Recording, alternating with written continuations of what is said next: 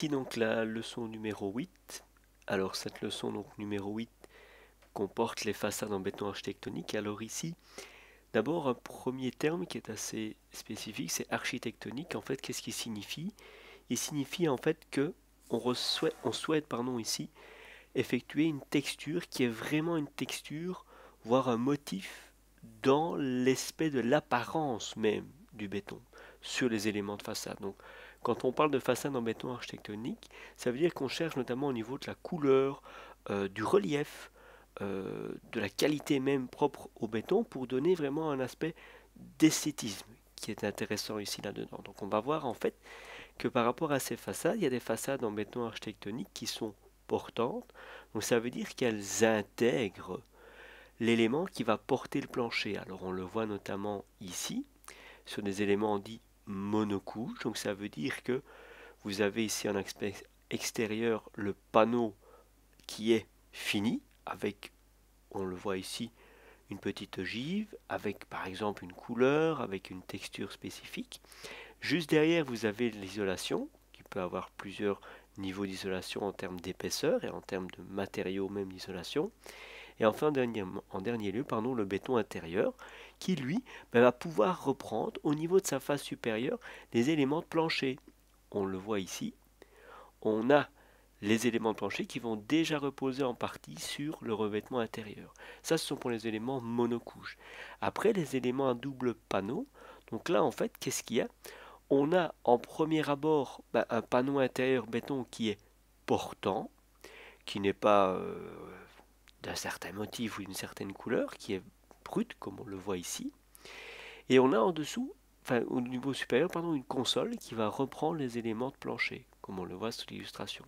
Et on vient par après mettre l'élément de façade en béton architectonique, on vient le mettre en suspension sur l'élément porteur en béton.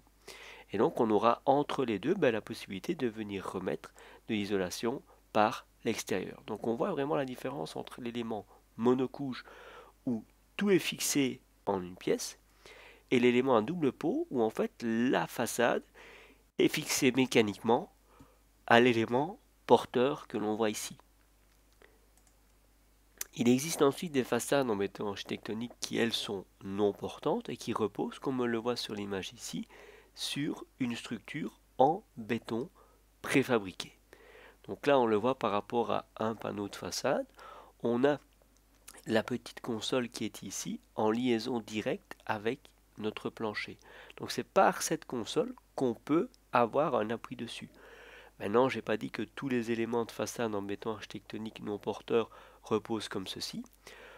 On a bien évidemment d'autres capacités de liaisonnage. Si je vous montre ces capacités de liaisonnage, on peut notamment aller chercher sur le site de chez Fixinox. Alors sur le site de chez Fixinox, quand vous êtes au niveau de l'accueil, donc je vais vous le montrer ici au niveau de l'accueil,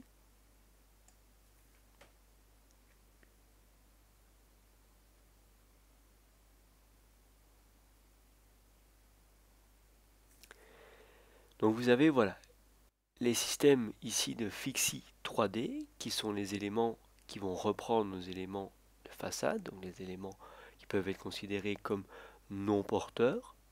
Et il y aura aussi, comme on l'avait recherché au départ, des éléments qui seront mis réellement, simplement en façade portante. Donc là, on le verra encore par la suite. Une fois que vous téléchargez par exemple cette brochure, donc la brochure concernant les suspentes Fixie 3D, vous allez avoir voilà, donc ceci, des éléments dits donc en suspente.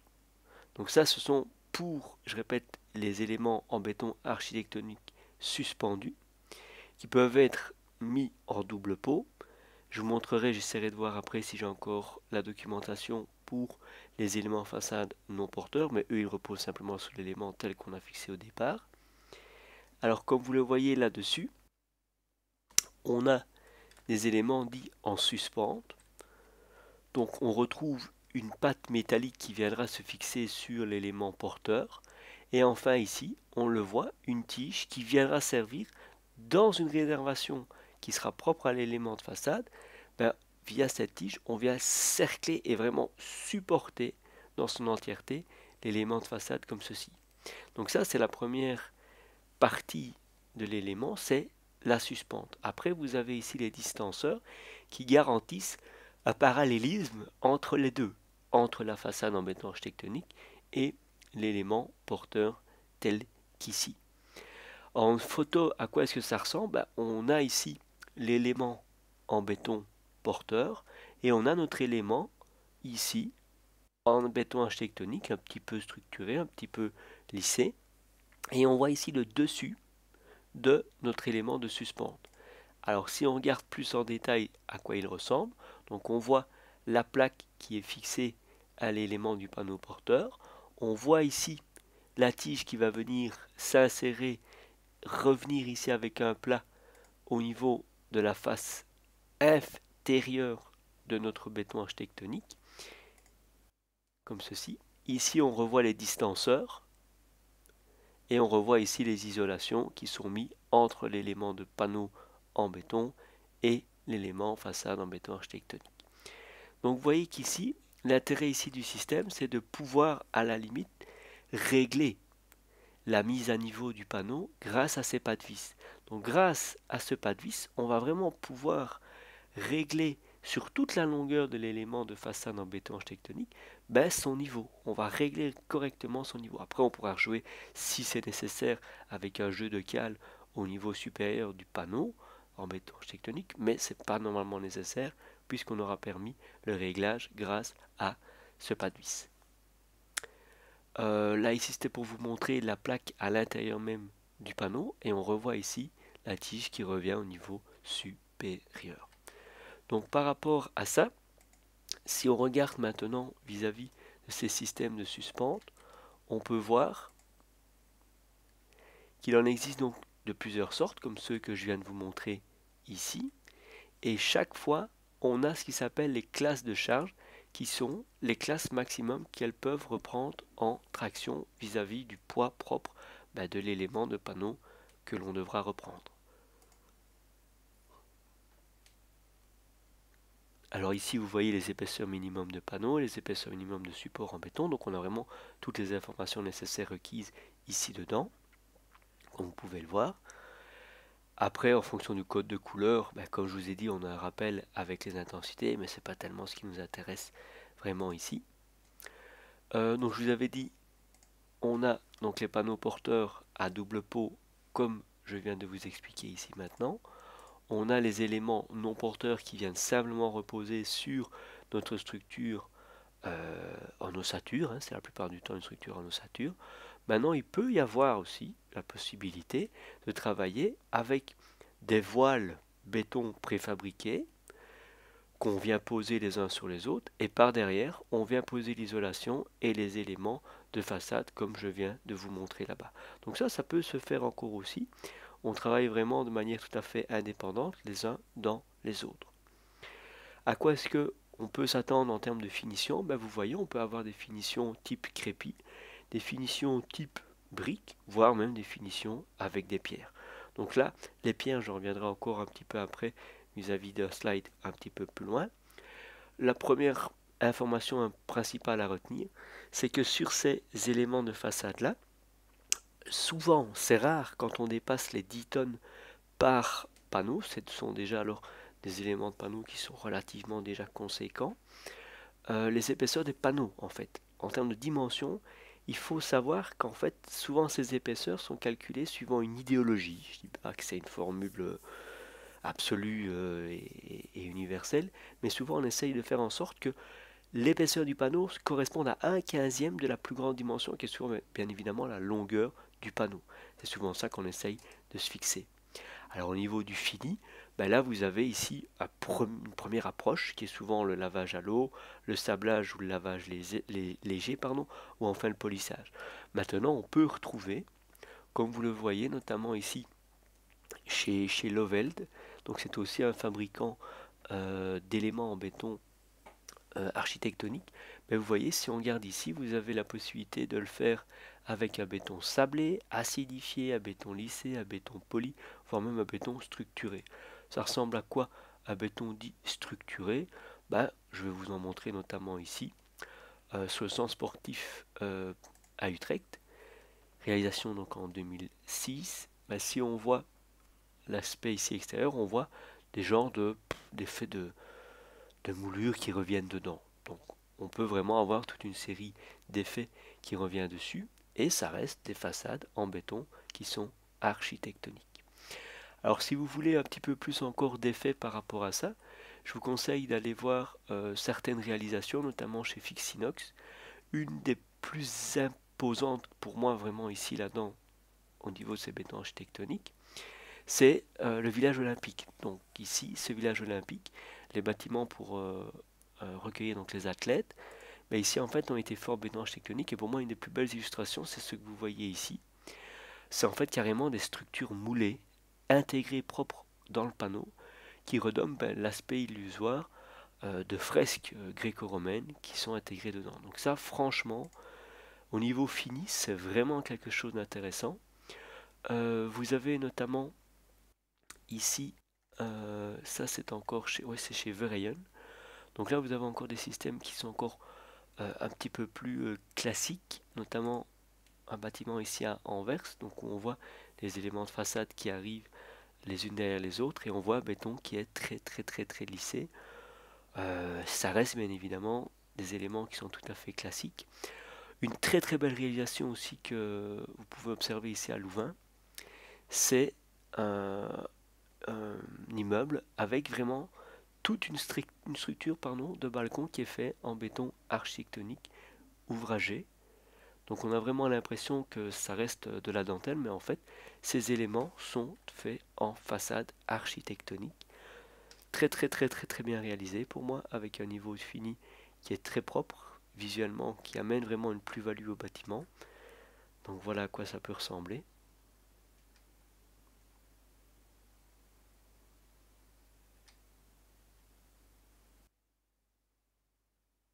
Donc on a l'impression vraiment qu'on voyait une structure un peu type en double pot qui revient dessus et qui est très bien finie.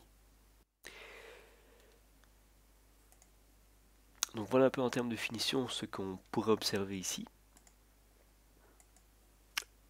Alors vous avez aussi après, comme je vais vous le montrer, la possibilité d'incorporer donc les briques avec l'isolant, des moulures, comme on le voit ici notamment, ça peut être réalisable. Ici c'est encore un autre bâtiment, je pense du côté d'Anvers, où la façade est faite en pierre apparente, en béton structurel et en façade, donc pierre apparente. Alors notamment sur ces éléments en pierre, alors vous avez deux possibilités. La première possibilité, c'est d'amener complètement la façade en pierre de manière un peu quasi presque collée à l'élément structurel portant. Pour ça, on doit céder, donc comme vous le voyez, de genre de goujons qui vont maintenir l'élément de façade à l'intérieur et lui lisser en fait une genre de coulisse. Vous avez ici la coulisse qui va permettre de laisser poser l'élément de façade dessus. Alors un des gros problèmes de ce système là, c'est que en fait il y a un problème de dilatation. Donc ce qu'on essaye de faire par rapport à des façades que l'on souhaite en pierre, on va alors essayer de travailler avec des systèmes par façade ventilée. Donc comment est-ce que ça fonctionne? Je pense que j'avais la documentation ici. Non, ce sera là. Voilà. Donc toujours sur Fixinox, vous allez voir ici, vous avez des fixations pour pierres naturelles. Alors vous en avez donc à plusieurs possibilités, des ancrages mécaniques, des ancrages à CD, les structures rapportées sur poteau. Donc vous avez un peu tout ce que vous voulez. Et notamment on va prendre ici les solutions pour points singuliers. Donc là c'est vraiment essayer de venir poser l'élément quasi presque dessus. Donc on va le voir, ça prend un petit peu plus de temps au niveau de la fixation, mais c'est tout à fait réalisable. Alors l'intérêt principal de ce système par rapport à un autre, c'est qu'en fait là-dessus, vous allez créer ce qui s'appelle une façade ventilée. Donc à l'arrière même des pierres, vous allez créer une lame d'air. Et donc vous allez finalement arrêter tout phénomène de dilatation, puisque en fait la dilatation se fera au niveau peut-être même de la pierre. Mais la pierre, comme elle n'a plus de contact direct avec l'élément en béton, ben c'est fini. On n'a plus cette problématique de la pierre qui est collée à l'élément de béton. Donc là, ces façades ventilées permettent ce système-là. Donc ici, on va avoir en premier lieu donc les pattes mécaniques, qui est le système quasi le plus répandu. Comment est-ce que ça fonctionne? On va le voir ici. Alors, donc comme vous le voyez, vous allez avoir votre élément en bleu qui est l'élément structurel en béton. En blanc ici, vous allez avoir l'isolation. Et enfin ici, vous allez avoir vos éléments en pierre qui vont être empilés les uns sur les autres grâce à des systèmes de goujons intégrés dans des réservations, bien évidemment. Vous avez ici les instructions de montage, donc on va placer et régler d'abord l'ancrage dans sa position idéale par rapport au trou de la pierre à fixer ici. On va pointer l'endroit de la cheville sur le support, donc ici. On va forer le trou, souffler le trou, envoyer ici la cheville, replacer l'ancrage de sa position idéale par rapport à la cheville, insérer la goupille et son manchon en PVC dans le trou en pierre pour essayer d'éviter un maximum d'éclater cette pierre. Placer donc la rondelle ici sur l'écrou, et l'écrou sur la cheville, je vais y arriver. Et enfin, il ne suffit plus que de serrer l'écrou pour arriver à une notion de parallélisme entre les deux. Donc ça, c'est vraiment ce qu'on peut avoir ici entre les deux. Voilà ici, les illustrations de montage. Donc on a ici les éléments, voilà, au niveau de la coupe. Les deux goujons qui viennent s'insérer dans les éléments de pierre, l'élément de façade en béton, porteur, et enfin on peut travailler à joints horizontaux comme on le voit là, ou à joints verticaux. Ça dépend de l'aspect esthétique qui est demandé par rapport à l'architecture.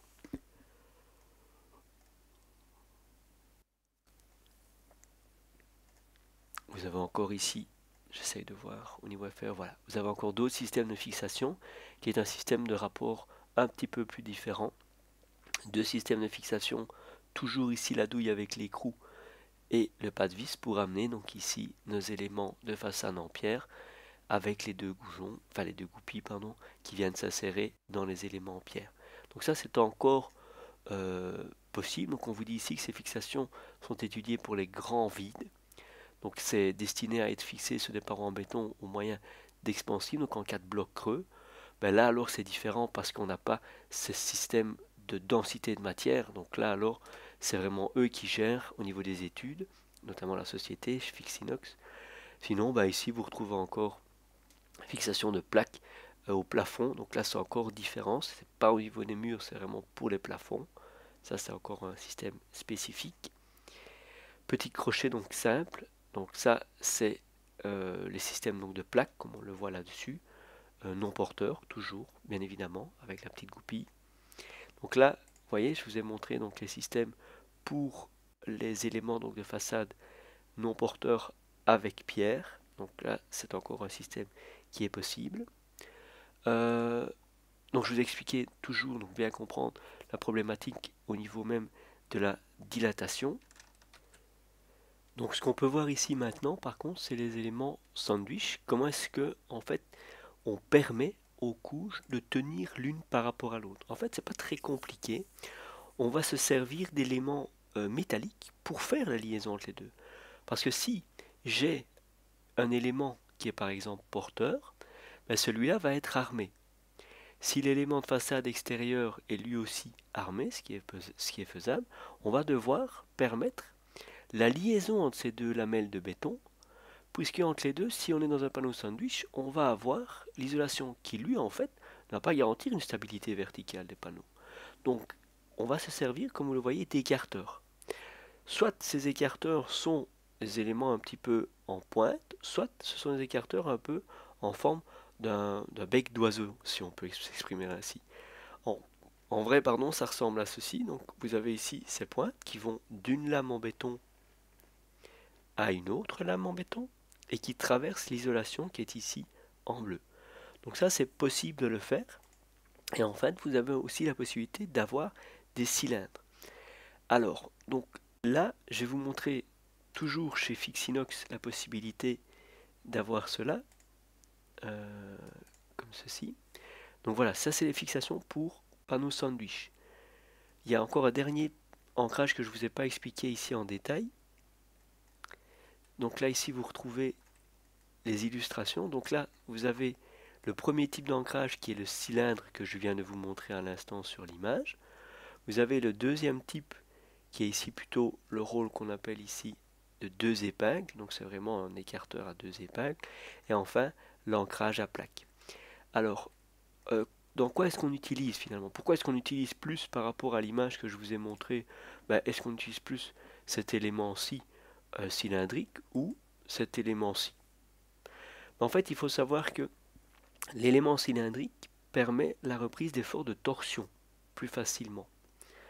Maintenant, le gros problème qu'on a, ou un des problèmes que l'on peut rencontrer si on n'utilise que des écarteurs cylindriques, c'est qu'à un moment donné, on ne sait pas reprendre facilement l'effet de torsion. Et donc cet effet de torsion, on va essayer de le reprendre plus facilement avec cette épingle-ci, vous voyez? Donc avec cette épingle-ci, on sait reprendre un petit peu plus facilement cet effet de torsion. C'est ça l'avantage qui est possible avec ce système-là. Comme vous le voyez, le système à plaque est un système qui n'est pas repris en photo dans vos slides. Alors ce système à plaque, voilà, ça ressemble donc à ceci, comme vous le voyez. L'ancrage à plaque donc, est prouvé à ses extrémités de trous ronds et ovales. Pourquoi? De un, ça permet, comme il vous le met, une meilleure adhérence au béton et ça permet aussi de faire passer, comme on le voit ici, les armatures dans la lame de béton qui est armée d'armatures cylindriques. Donc c'est ça ici l'avantage aussi de ces éléments qui sont percés à leur extrémité. Donc, comme on vient de vous le dire, l'élément cylindrique est peut-être plus facile à utiliser quand on a les notions vraiment de torsion.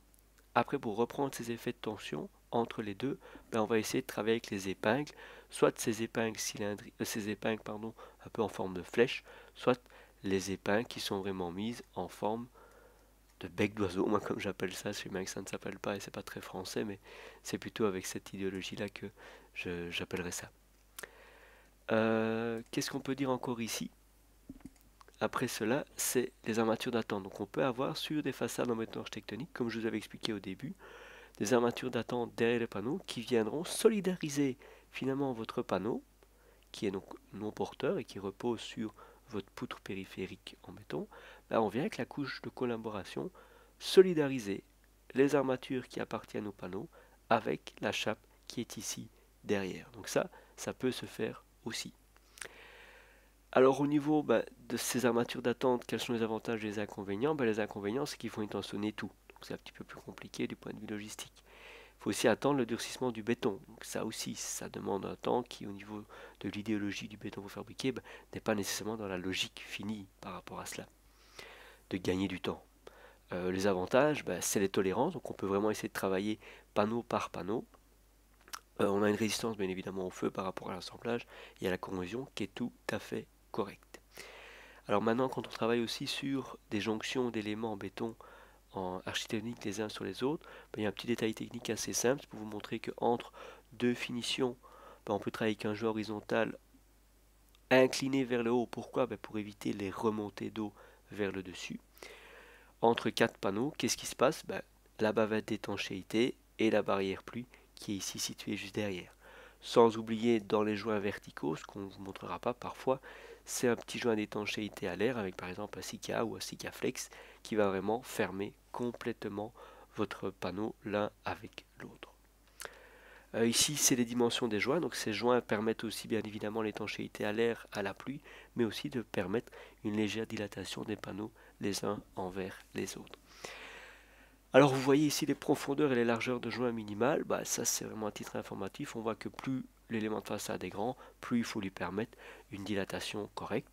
Retenez en ordre de grandeur que souvent c'est la largeur presque d'un pouce, 1,5 cm, c'est plus ou moins l'ordre d'idée qu'on se met. Il faut laisser toujours 1,5 cm entre deux éléments de panneau pour avoir la dilatation qui se propage. Alors ceci clôture donc la petite leçon, elle n'est pas très très grande cette notion de leçon numéro 8. Alors qu'est-ce que vous devez retenir par rapport à cette leçon numéro 8? Première chose, Savoir qu'il existe donc des éléments en façade en béton architectonique monocouche, bicouche, qu'il existe des façades porteuses, non porteuses, comment est-ce qu'on les ancre avec les systèmes donc, de chez Fixinox que je vous ai montré, avec les détails techniques aussi propres aux éléments chez Fixinox. Je ne vous ai pas montré dans le détail complètement tout ce qu'il y a, mais je vous rassure, il y a vraiment moyen de trouver son bonheur dans les détails techniques qui sont absolument à observer, ça c'est vraiment nécessaire. Donc façade non porteuse classique avec un petit détail technique, savoir comment on les utilise, qu'il existe des systèmes où on travaille avec des voiles porteurs de manière tout à fait entière, et puis après on fait l'entièreté de l'isolation et des panneaux de façade qui peuvent être mis avec une finition béton, une finition pierre ou ce que l'on veut. Savoir donc par rapport aux dimensions et aux textures ce qu'on peut avoir comme élément de façade en béton architectonique. Les finitions ne sont pas très importantes. Savoir le système, soit plaque pierre collée sur élément de béton, soit façade ventilée avec le système de chez Fixinox que je vous ai montré. Pourquoi est-ce qu'on a besoin des écarteurs? À quoi est-ce qu'ils servent? Vraiment, réellement, dans l'application de la stabilité des panneaux. Quels sont leurs types? Et pourquoi est-ce qu'on utilise plus l'un que l'autre? Et enfin, savoir expliquer pourquoi on met euh, des systèmes intermédiaires, notamment au niveau des jonctions avec des panneaux les uns sur les autres. Et savoir, bien évidemment, 15 mm, l'espace que l'on a entre chacun de nos panneaux. Voilà, ceci donc clôture votre leçon numéro 8.